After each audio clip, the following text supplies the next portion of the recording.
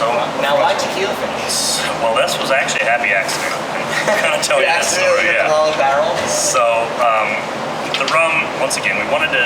Rum's kind of white rum, especially. We have a molasses-based aged rum coming out, but white rum. Once again, it's kind of hard to get a lot of difference. You can make subtle tweaks and subtle differences, but also competing with price is really, really hard for rum. As opposed to like the $9 to $12 market. Yeah. So once again, this is a little bit cheaper to produce than the vodka or the gin, but it's still expensive. This is under $30 a bottle, but it's still a super premium rum, and it's a clear rum. So it was definitely a hard one for us to do. But basically, what we did is we made 5 different recipes with different yeast strains. And then I got a call from my barrel supplier. He said, hey, I have these tequila barrels.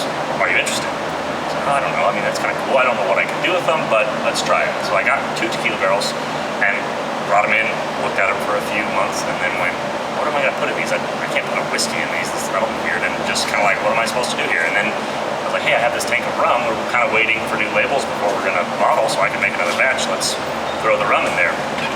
Put the rum in there and forgot about it. And then when we were doing our blind tasting of these 5 different rums that we had made, I was like, wait, we should try that one that was in the barrel. And it was in there for about a month at this point.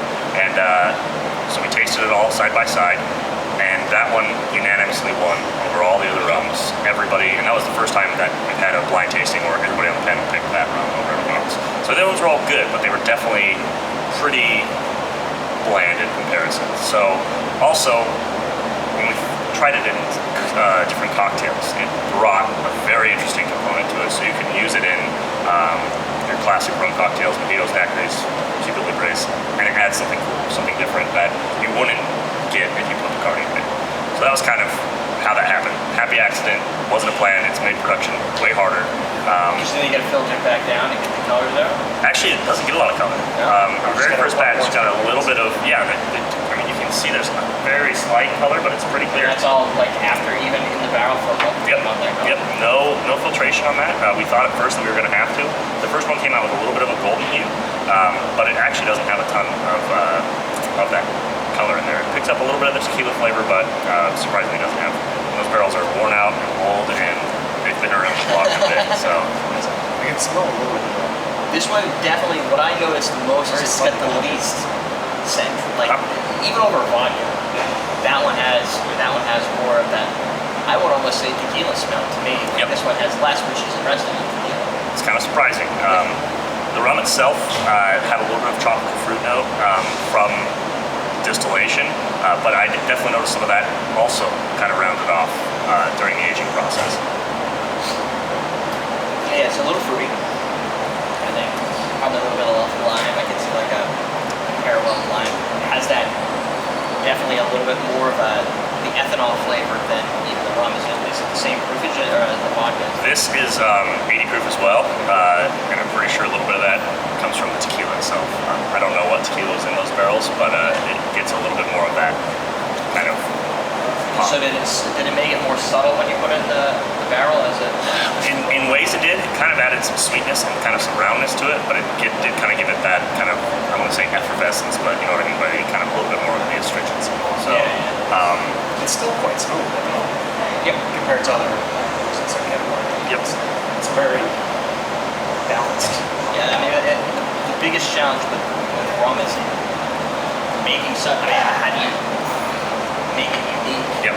Right. It's a light rum. It's different when you start aging it for years, and you guys, if you want to age it, you're gonna have an added challenge of not having the humidity levels that they have on the islands. So you take 5-year rum, will take 5 years, as opposed to probably being able to do.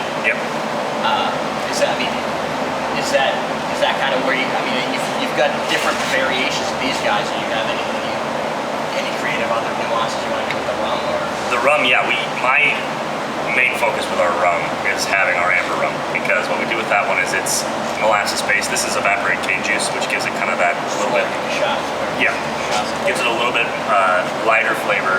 I wanted something that was once again really mixable. We have to toe the line of being creative, but also being pretty conservative in our market, because if I launch something that's too out there, I'm kind of having to try to baby people into understanding these cool spirits and stuff like that. So the rum definitely was something that I wanted to get. white rum that I could make daiquiris, make mojitos, stuff like that out of. That had a little bit of a difference, but wasn't too out there. Our amber rum is definitely much more robust. Very, very funky yeast flavors. I use a different strain of yeast that produces a lot of that kind of, I wouldn't say that as far as like a Jamaican kind of funkiness of the rum, but definitely has a lot more flavor and complexity. And then we barrel age it. We actually start out in fresh American oak barrels, which gives it a pretty good kick of oak, and then we finish it in used bourbon barrels. So you pick up a little bit of that, but the goal is to make sure it's still rum and not bourbon-esque. I want it to still be very, very flavorful, the spirit itself. So that one is actually probably my favorite spirit we have on hand is our amber rum. It's, and that is that going to be local, or given the fact that you'll eventually be branching out? Yeah. That means that you branch out. It would be. It's going to be one that we keep consistently on the product line. Right now, it's about not quite 2 years old. It's getting pretty close to being 2 years old on our first barrel. And then we have some that are about 6 months behind that first barrel that are going to be kind of rolling out as well. But I am going to start putting way more of that. Actually, what we kind of do is we get molasses in the summer and do our rum in the summer. It makes the fermentations, I leave the top off of our fermenters, let stuff come in, open the doors. Distillation's better because the still runs far less efficiently. I like to make vodka in the winter, rum in the summer. And so I'm going to get another big tank of molasses and make a whole other rum. But that's definitely one of my, because I love aged rums, and in our market too, everybody brags about being a whiskey drinker, but when they talk about what they like about whiskey, I'm like, you really like rum. Right. That's what you really want to drink is rum. You just don't know it yet. You just but don't you're know a rum it. drinker. You're a rum drinker. Trust me, it's not all Captain Morgan. Right. We'll have to get you to try some of this aged rum because it's sweet, it's smooth, it's caramely. It's going to be good. Yeah, I mean, do you have So I'm something? gonna say, how much of what you do is educating the consumer base? I mean, do you go out to events locally and try to get people turned on to the craft spirits that you're making? We do, and that's, we now have 7 distilleries in our state. We're the least populated state in the country. We only have 500,000 people in the entire state. We live in the biggest city, and it's 50,000 people.